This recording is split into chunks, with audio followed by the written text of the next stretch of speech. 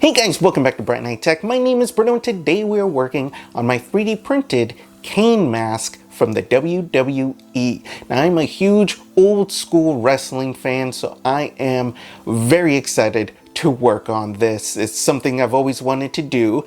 This is actually a commission for somebody, so pretty excited about it. But enough talk, let's get right into it.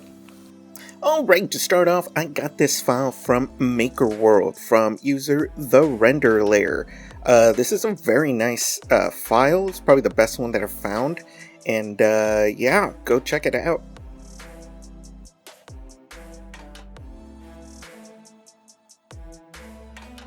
Alright, so after printing it out on my centauricarbon, I did it on regular settings and this thing still came out amazing. Look at all that detail.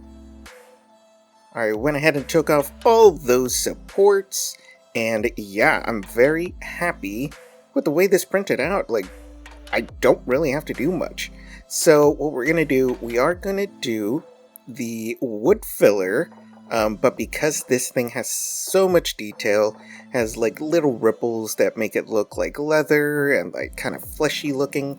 So we're going to use a very, very thin layer of wood filler. So basically what I did is I took the wood filler and I put a bunch of water on it, and we're just going to do a thin layer on it. Normally I would glue it on for anything else, but since it has all this detail and it printed out really, really nicely, we are just going to do a watered down layer of it. We're going to put a little bit heavier bits under the eyes where there were some supports, and we're going to let that dry. As soon as it dries, we're going to get to some sanding. Alright, this is the next day. It is ready for some sanding. I am going to use like a middle way grit of sandpaper. I forget how much it was. I want to say it was like 300, probably a little higher than you would normally use, but like again, I want to keep all that detail. We're going to wipe this off, and now we are ready for filler primer. Alright, so I'm going to use this 2-in-1 sandable filler primer. We're going to cover it all, kind of a thinner layer on it, but make sure it gets everywhere. Alright, there you go. Looks great. We're going to let this dry overnight. Alright, this is the next day. I think it looks pretty good. We are going to do some sanding now. I'm going to use some very, very high grit sandpaper, again, so we don't lose all that detail. Alright, this is what it looks like. Because it has so many little divots, I do kind of have to dig in there. So what we're going to do now is we're going to use a black on it. This is a gloss black. It's going to serve as like a bottom layer to it.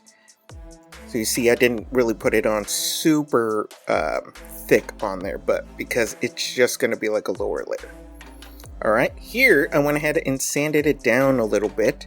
So when I put on that red later, it's going to have a nice darker undertone to it.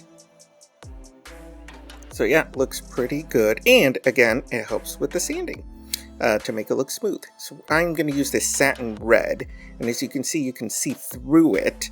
So we're going to do a few different layers. So essentially what I did is that I did one coat.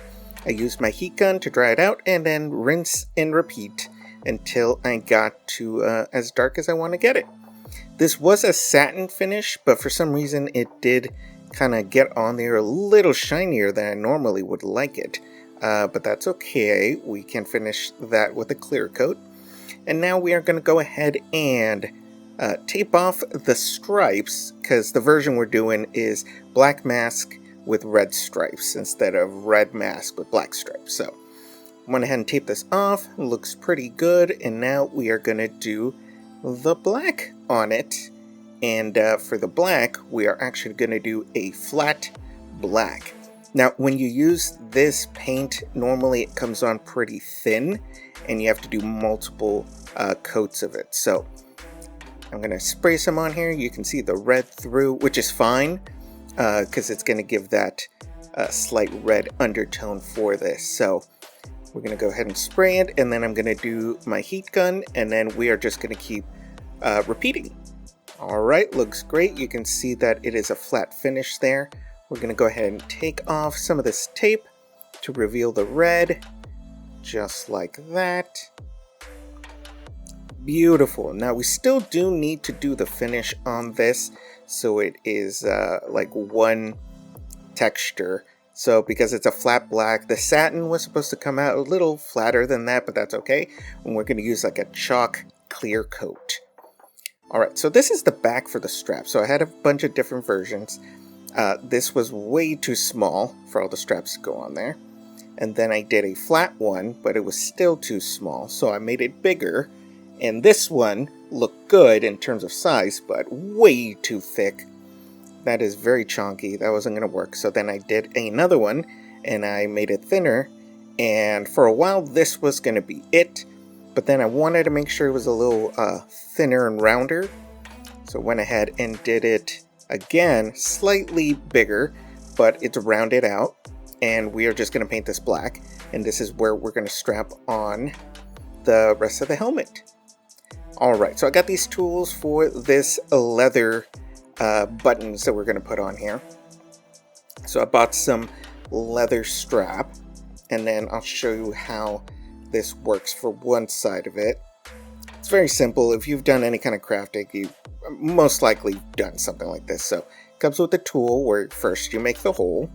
So you take it, you hammer it down like that, makes the hole. This one's offset, but this is just for an example to show you guys. And we're going to put one end, it comes with this little disc thing. We're going to put that there, goes through the hole like that, and then you put the other end on top, just like this, and then you are going to get your other tool that has a rounded in part, like that, put it on there, and then you are going to hammer it down until it gets on there, and boom, you have that end.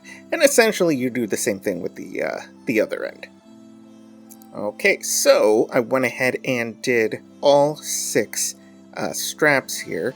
So I just kind of lightly measured out the leather, went on the long side so you can adjust it, and then I put some adhesive Velcro on there. I tried to get the heavy duty stuff, and then we got this ring. I painted it black, and then we are just going to put the straps all over this. Now I did have to do some research on the straps and the way it connects, because there's different versions of it.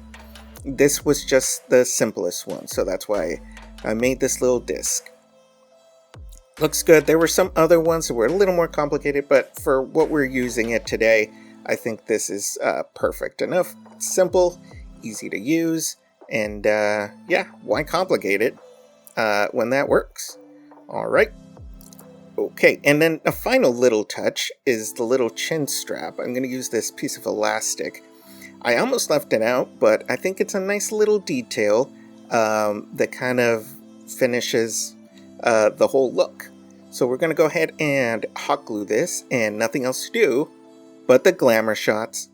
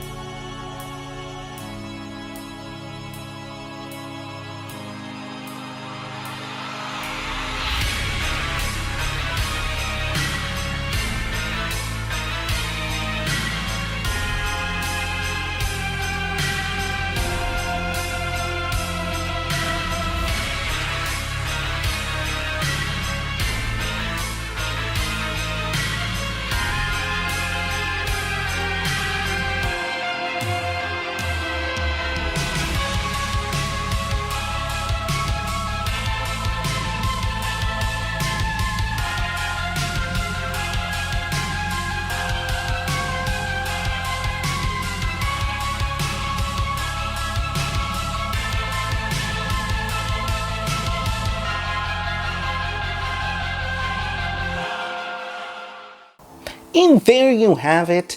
I am very proud of the way this came out. I think it looks amazing.